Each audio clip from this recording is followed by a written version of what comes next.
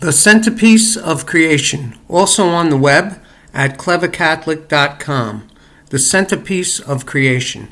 Some may think that the second person of the Trinity, Jesus, who took on our humanity, did so only because we needed to be saved.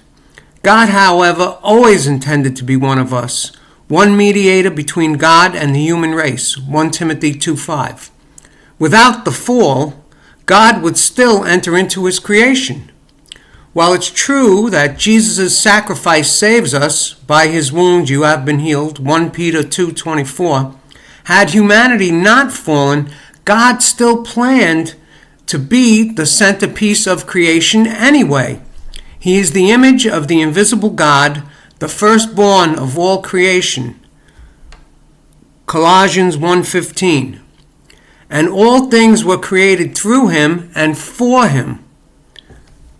Everything was created for him and in expectation of him.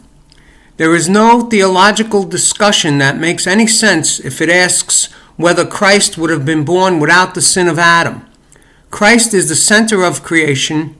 All creatures, both heavenly, the angels, and earthly, humans, find in him their summation. On the other hand, we can affirm that, given the sin of our forebears, Christ's coming assumed a particular role.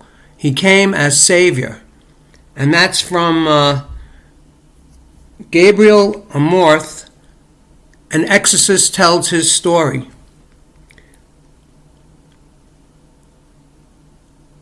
The cause of the rebellion may have been that you-know-who found out that not only was he not going to be the focal point of creation, but also that he would have no physicality in the material universe, but only be our servant.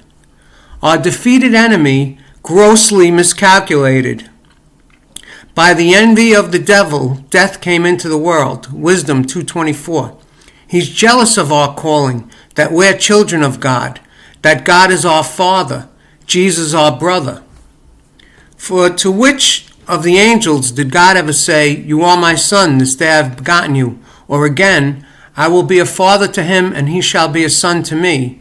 Hebrews 1:5. We are now Jesus' siblings.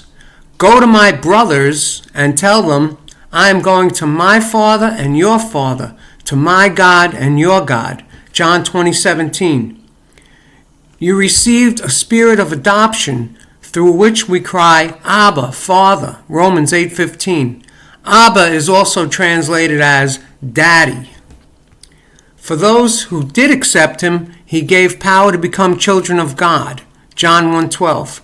Because we are children of God, we share in Jesus' victory over the devil.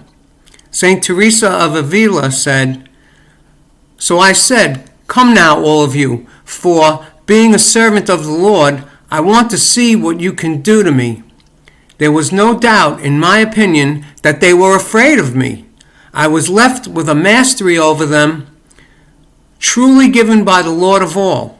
I pay no more attention to them than to flies. I think they're such cowards that when they observe they are esteemed but little, their strength leaves them. St. Thomas More said, "The devil, that proud spirit, cannot endure to be mocked."